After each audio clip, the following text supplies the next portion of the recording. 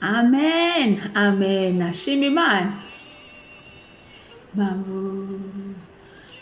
Haleluya, shimwa Mana.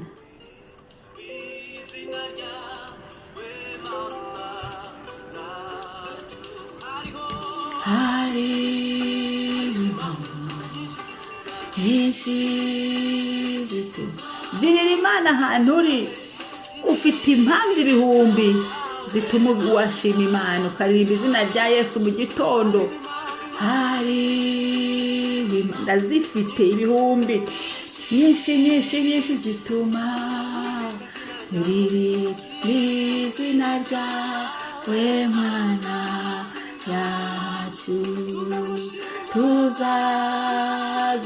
Nzagushima Mana ibihe byose. Haleluya. Nanjye nzahora ngushima wowe Mana, nzagushima Mana we ibihe byose. Shima Imana, shima Imana, ukwezi kurashize. Shima Imana yagendanye nawe. Hora tugushima, tuvuga imirimo yawe Mwami Mana, Mwami Mana. Tuzahora tugushima, tuzahora tugushima, tuvuga imirimo yawe Mwami Mana, Mwami Mana. Tuzahora tugushima. Haleluya. Dinira Imana, ukwezi kurashize. Imana yakoze ibikomeye. Imana yabanye nawe. Imana iragukunda. Imana ikwitayeho n'abawe n'ibyawe. Imana yakurindanye n'abawe n'ibyabaye byose. Yesu yabanye nawe. Shima tamba. He haleluya, haleluya, haleluya. Mwami Mana, Mwami Mana. Tuzahora tugushima Mwami Mana, Mwami Mana. Tuzahora tugushima Mwami Mana, Byina cheza. Mwami Mana, Mwami Mana. Nzahora ndigushima.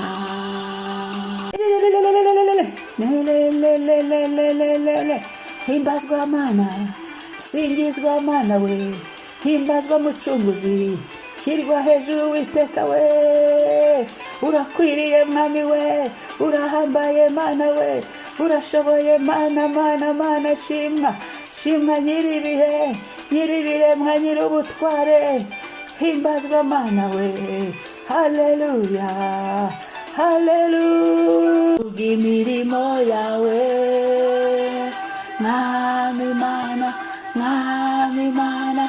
Tuzahora tugushima, tuzahora tugushima, tuvuga imirimo yawe Mwami Mana, Mwami Mana. Tuzahora tugushima. Amen. Mwaramutse y'uyu munsi ni shima Imana. Shima Imana yakoze ibikomeye n'ibyoroheje. Shima Imana yatanze ingabo nyinshi zirapfa ku bwawe. Shima Imana yarakwigishije muri uku kwezi, wize gusenga, wize ibintu byinshi. Shima Imana abigisha benshi mu rusengero aho wagiye wumva Imana ikuganiriza. Shima Imana kuko ntiwabaye wenyine. Shima Imana, Imana yaguhaye abo musengana, iguha abo muvugana, nturi wenyine. Shima Imana, Imana yarinze umuryango wawe n'abawe. Shima Imana ibyo yakoze n'iby'imbaraga, nta n'icyo wabona wayiha. Shima Imana, ikeneye kuyishima ko tuyihimbaza. Kristo yubahwe. Niyo mwaramutse nishima Imana, ukwezi kurashize. Bari iyo migisha yose ushima Imana, wongere ugarukire Data umushime, umubwire ngo narinje kugushimira, warakoze. Amen. Abefeso 5:19 turageza kuwa 21. Abaefeso 5:19 turageza kuwa 21 haravuga ngo mubwirane zaburi n'indirimbo n'ibihimbano by'umwuka muririmba mucurangira umwami wacu mu mitima yanyu, mujye mushima Imana data wa twese kubw'ibintu byose mubiyishimira mu izina ry'umwami wacu Yesu Kristo, kandi mugandukirane kubwo kubaha Kristo. Amen. Mubwirane zaburi n'indirimbo n'ibihimbano by'umwuka. Ngibyo ibintu tubwirana abera, abajya kwa Yesu, aba Yesu, abakijijwe. Ngibyo ubundi bintu twakagombye kuvuga. Ni za zaburi ugahamagara mwene so kuri telefone atumva ndirimbe zaburi, akaba cyo kikuzindura pana kuvuga ibindi, kuvuga abandi, kugira gute. Oya, ukavuga ku mirimo y'Imana, ukamuha kubuhamya, ubuhamya, ugatanga ubuhamya, ukavuga ngo icara nkubwire ubuhamya bw'ibyo Yesu yankoreye, icara nkubwire ukuntu nakijijwe, icara nkubwire ahantu Yesu yansanze, icara nkubwire ahantu Imana ingejeje, icara nkubwire ibyo Yesu data ari gukora. Haleluya, haleluya, haleluya, haleluya. Umwami yubahwe. Mubwirane zaburi n'ibihimbano by'umwuka. Gira za zaburi zawe uririmba zikuzuye, ukagira indirimbo yawe bitewe n'iby'Imana yagukoreye, ukagira indirimbo uririmba.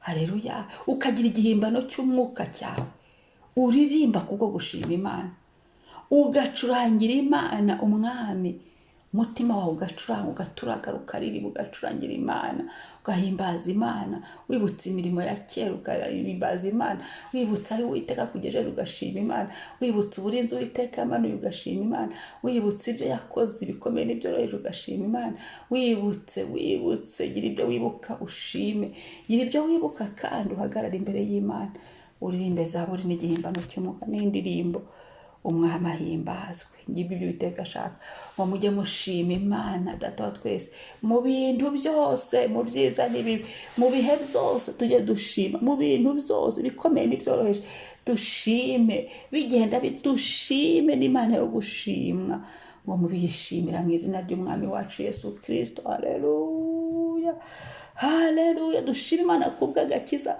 dushima Imana kubwa Yesu, dushima Imana kubw'umwuka wera w'Imana, ko ari umufasha twahawe. Iyo tukiza kuba muri iyi si twenyine, ahari baba baratumize bunguri, ariko kubw'umwuka hari agenda adufasha, agenda adusindagiza. Haleluya. Umwami ni mwiza. Ngo mujye mushima Imana data wa twese kubw'ibintu byose mubishimira mu nzira y'umwami, mu izina ry'umwami wacu Yesu Kristo. Haleluya. Icara ushima Imana. Reba ukuntu Imana yagendanye n'abawe, reba ukuntu Imana yarinze abana bawe, reba ukuntu Imana ikurinze, reba ukuntu Imana ikwitayeho, reba ukuntu Imana iguhagararaho, nijoro ukabyuka ukabona igitondo, amaguru ni mazima. Reba niyo waba urwaye, uracyarimo umwuka uhumeka Uwiteka yagiye atanga, ingabo nyinshi iyo ndwara ntiguhitanye, ahubwo urabyuka ukabona ubwiza bw'Imana, ukabona imbabazi z'Imana, wareba abawe, wakumva umuryango wawe, ibyabaye byose muracyariho, ibyabaye byose Yesu ari kumwe nawe. Tugashima Imana, tugahimbaza Imana. Wareba ku itorero ryawe ugashima Imana, wareba abo musengana ugashima Imana. Haleluya. Wareba inshuti Imana yaguhaye ugashima Imana. Haleluya. Wabona umudamu, wareba umugabo wawe ugashima Imana. Wareba aho Uwiteka agejeje ugashima Imana, ukumva unezerewe Imana, bigatuma ubiyishimira mu izina ry'umwami wacu Yesu Kristo. Kandi mugandukirane kubwo kubaha Imana. Imana idusaba kubana mu mahoro, kugandukirana, kubahana. Yesu yubahwe. Kubahana, kubaha abantu, kubaha bene so, kubaha abo musengana, kubaha abo muri kumwe, kubaha abo muvukana, ukubaha. Haleluya. Izina rye rishimwe. Yesu ahimbazwe. Niwe tubikesha, niwe tubikesha, niwe tubikesha. Yesu atahaba, yo Yesu ataza bamwe baba baramwaye, ariko kuko twamenye Yesu, uko Yesu yaje tukamumenya, we yagiye aduhisha. Ibuka ahantu Imana yagiye guhisha ab'isi ntibakubone, abantu ntibakubone, ushime. Ibuka uko Uwiteka yagiye yitamurura, yagiye agufasha, yagiye aguherekeye. Mwami. Haleluya, haleluya. Shima, shima,